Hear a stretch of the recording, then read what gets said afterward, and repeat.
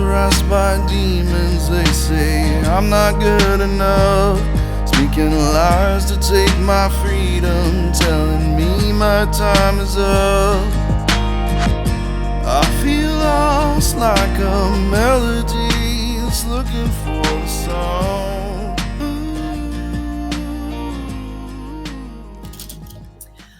Well, welcome back, everybody, to Pure Prism. We sure are happy to have you with us once again.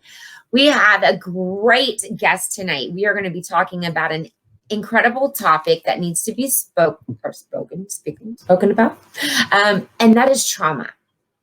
Trauma affects every single person somehow, somewhere through their life, a little bit or a lot. And we are going to discuss that with somebody who can give us a lot of information. So here we go. And this is Sandy Free. So let me go ahead and bring her on. And Sandy, it's so nice to have you. Can you tell us a little bit about yourself, your background really quick, and then we'll get into the topic? Yes, I'd be happy to. Awesome. I am, my background, I guess, going back, I lived in a home where there was a sexual and physical abuse. I suffered a great deal mentally from that. And I was abused again as an adult by an ex-husband. So I basically went through years of therapy, psychologists and therapists and things, but unfortunately it didn't serve me well, because I found that just going to therapy and repeating the story over and over, it just didn't suit me. So I began studying cognitive behavioral therapy, and am now an accredited cognitive behavioral therapist and a neuro-linguistic programmer. What? A neuro-linguistic programmer, and also a professional life coach. So my business is Victory from Chaos. Okay. Because what cognitive behavioral therapy did for me personally, it's like an onion, and you have this mindset and you have these beliefs, but they don't come always from yourself. You grow up with people saying and instilling that, right? Oh, yes. In fact, when we did our pre-interview, we have a lot in common. We're both preachers. Incredible, like mirrors. We're both preachers' daughters. Yes. We went through a lot. There was sexual abuse. There was codependency later. There was the learned behavior. Yes. And when I talk to you, and speaking of cognitive behavior therapy, for me, it was the only thing that ever changed my life besides my belief. Yes. My belief in, I decide to call him God because that's easier for me, but I'm spiritual, and that's another thing we have in common is it's just not a reform religion and all that. It's just spirituality. Being spiritually minded. I do believe there's a higher power. Absolutely. But I find that higher power in my presence more often when I'm in nature, when I'm meditating, because I've meditated for years, I've done yoga for years, and I find that sense of that higher power being with me when I am doing that sort of thing, or when I am working with people who really need help, who are struggling. So that's my business. That's what my coaching business is all about. I want to work with those reentering society from incarceration, because until you have a clear mind, you're not going to be able to move forward in a positive, promising way. Right. So, yeah.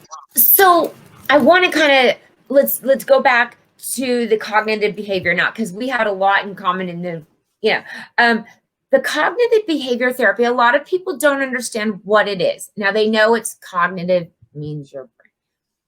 However, the therapy the way it works is it literally untrips your brain. It takes the negative behaviors and you turn them into positives. And at the same time, like you said, that onion is coming out because cognitive behavior therapy, a real one, is a lot of internal digestion and looking at yourself and finding out your true. And can we talk about that? Because you hit on that. And I am a firm believer that there are learned behaviors that cause trauma to people because they're not true to who they are as a person because they don't know who they are. No, they don't. No, they don't. And that's the thing. We have to be authentic. We have to live authentically. But you can't do that until you unravel all of these things have been instilled in you. I'll give you an example, okay? My father was quite racist. So it was instilled in me, and what I heard growing up, him speaking to other men, or him speaking with my uncles, or whatever, was that black people are just different than white people. Right. Black people are lazy. They're poor. They're dirty. And that's how I was raised up, Shelley. But you know what? Once I took that belief and started really thinking about where it came from, and do I identify with that? Of course I don't, because I know many prominent men and women that are fabulous business owners and teachers and politicians. And they speak eloquently and they're educated and they're just like everyone else. Yes. Yes. And I hate it. I don't do the racist thing. It's heartbreaking. It's heartbreaking. But I was in my bedroom a lot because every time I would ask my preacher father, why do you feel this way about black people? He would send me to my bedroom because he didn't have an answer. But see, I never even thought about it because I was raised in a predominantly white area. Yes. But yes. And I on that was the same. Yeah. Yes. And so, but the work that I do now, which is my advocacy work, I've come in contact with people from all cultures, all ethnicities, all social standing. And we, as a society, are missing out if we're going to judge people on the basis of ethnicity, culture, and social standing. We're missing out because we have such a great opportunity to come together in solidarity and work together, and in even the fun things like learning their special days of the year and what they stand for, and the different cultures and things. It's exciting. People are missing out by being racist all the way around. They're missing out. Now let's talk a little bit about the traumas inside the walls. Oh my goodness, yes. I want to point out a couple of things leading into incarceration. Please.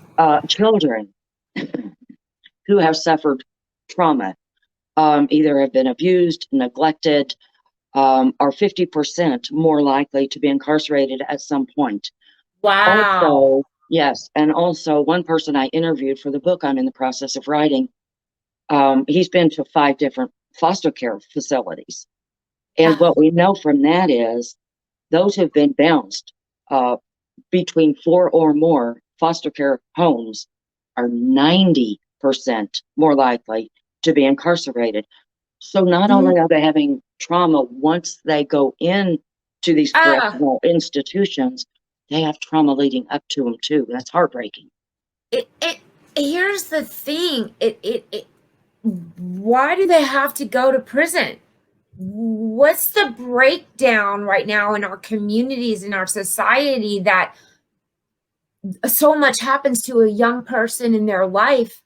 It could have been dealt with, addressed earlier, don't you think? I mean, yes, absolutely. And those people who are incarcerated because they're addicted to drugs, there's a huge population that are incarcerated because of drugs. And I'm not talking about selling drugs. I'm talking about being in possession of drugs. Oh, yeah. Speak it. So we're going to Who talk. should ever go to prison for that? There should be a rehabilitation, especially first time. That is exactly because these first time offenders are being charged and being placed in these groups, in these incarceration places with hardened criminals Right. and murderers. And they may have, I spoke with someone not long ago, and she was in her 60s and was suffering physically. She had pain. Someone told her to try marijuana medically. Okay. She did. She grew one plant, was arrested, and sentenced to prison. Yeah, absolutely. She's out now. Now you need to stop. Because one plant, which is pretty much legal. I mean, you just have to pay for the privilege of being a legal drug.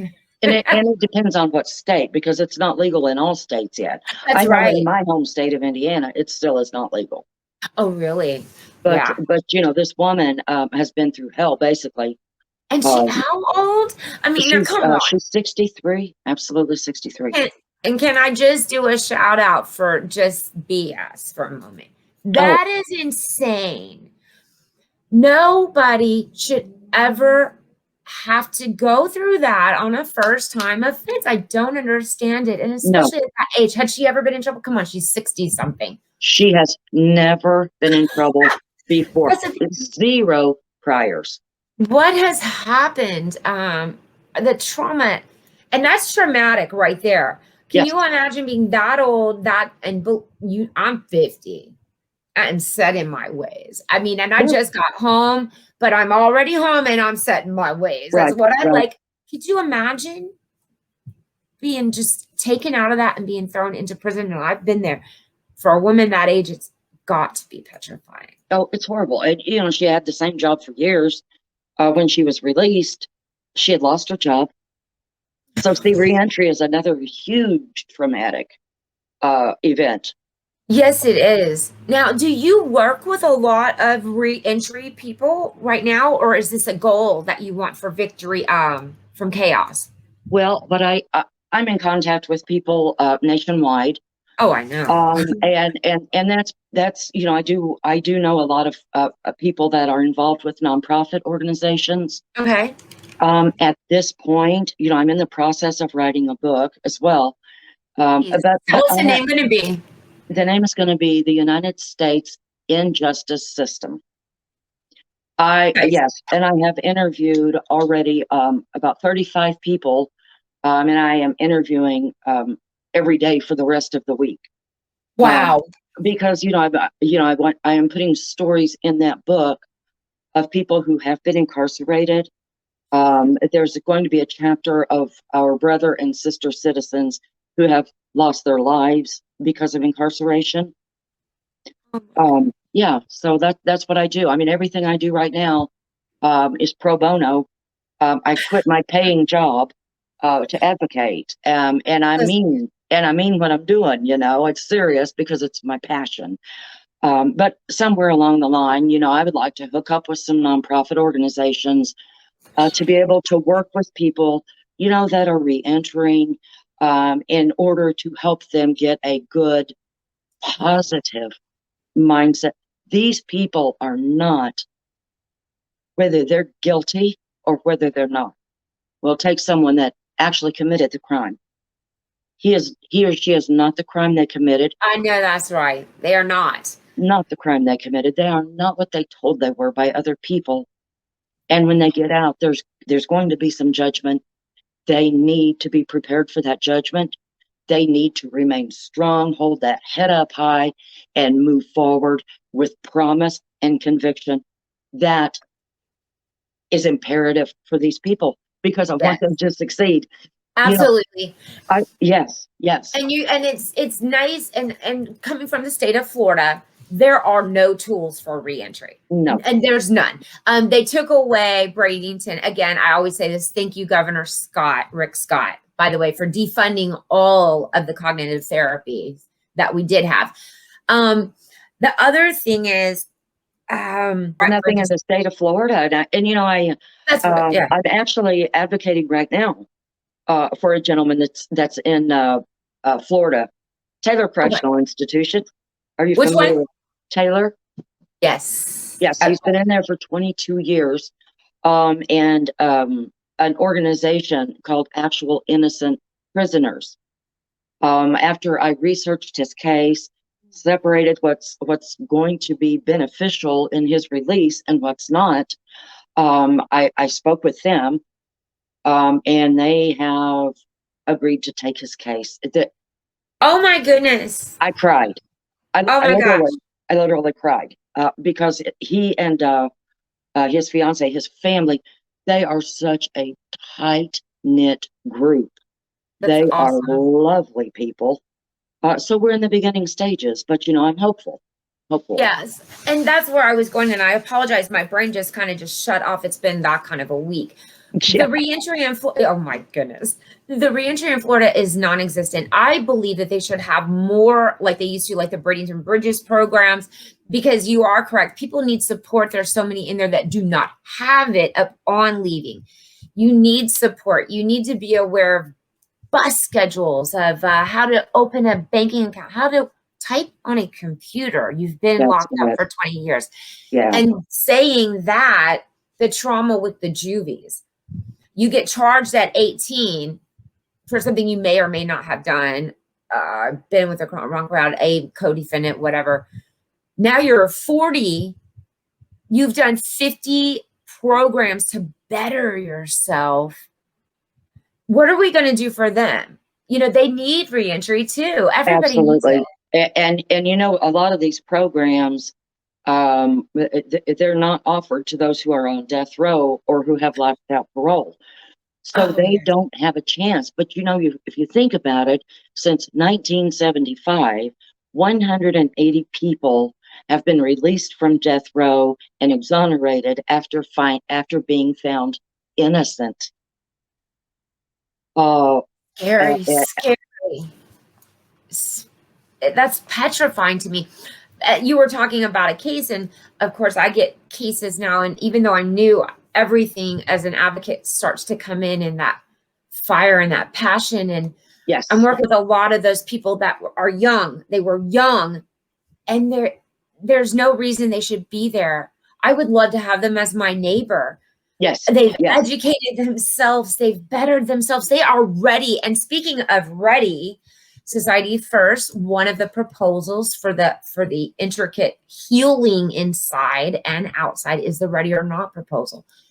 And that is for people who are ready, who have bettered themselves. And I can't wait to work with some reentries myself, because absolutely.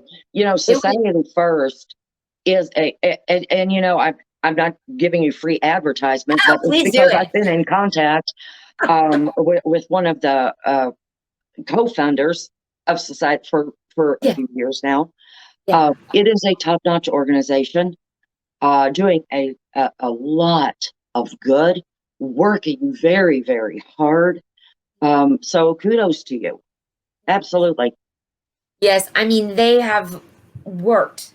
I'm so thankful for Pure Prison just to be a part of it. Literally, we're their media outlet, because their message, our message, is to heal. We need to heal. We need hope. We need to restore. We need rehabilitation. And I adore the cognitive thinking, because that's the only thing that worked for me too. Because it took the I can't to the I can, or the I have to get up today. I get to get up today. Oh, it's totally different. It's totally different. You know, and something I always enjoy in the mornings. I wake up and now it's so ingrained in me, I don't think about it every day, but you know, it's a little bit of a training. You wake up in the morning and you think, what am I going to do today that's going to give me a better night's sleep tonight? Man, I love that. You know, and you think of something, and before you know it, you're doing more than just one thing a day. You know, you're growing. You're learning how to accept other people's perspectives. You don't have to 100% agree with them, but you have to at least be able to accept they feel this way. That's a hard lesson sometimes to learn. It is a hard lesson to learn. It is. But if you're standing at the top of the hill and you're looking way down, you may see a small child and think it's a dog. But you're standing right beside that small child and you're looking at it, and obviously it's a small child. But see, we have so many perspectives because we all come from different places and we're taught different things, to be able to say, I understand your perspective. I see where you're coming from. Give me a little bit of time to digest that and let's discuss it again. Too many people are willing to just jump. Yes. Without taking a step back and considering. Yes, absolutely. And that is another part. It's just coming together, looking at each other's perspectives, and then let's make a plan. Yes. Let's go ahead and initiate this plan and let's move it forward. And that is what we are trying to do. We've got the plan and we are trying to move it forward. And we love what you are doing. I can't wait to read the new book. I'm going to check out Victory from Chaos for sure. It was such a pleasure. We struggled so hard to get together. We did. And it's been just wonderful, Shy. Thank you so much for coming on tonight. Sandy, again, we will come back to you. You know that because we're going to need your advice and things later. And I will see you during the week. I'll talk to you during the week, Sounds wonderful. Thank you so much. Thank you. So that was Sandy Fries, you guys. She is a phenomenal woman, a wonderful advocate who agrees that what we need is hope, restoration. We need to heal. And as a society, it is possible. Just open up your minds. Check out our websites. We look forward to having you back into the studio with us soon. Have a great night. Remember, peace or pain.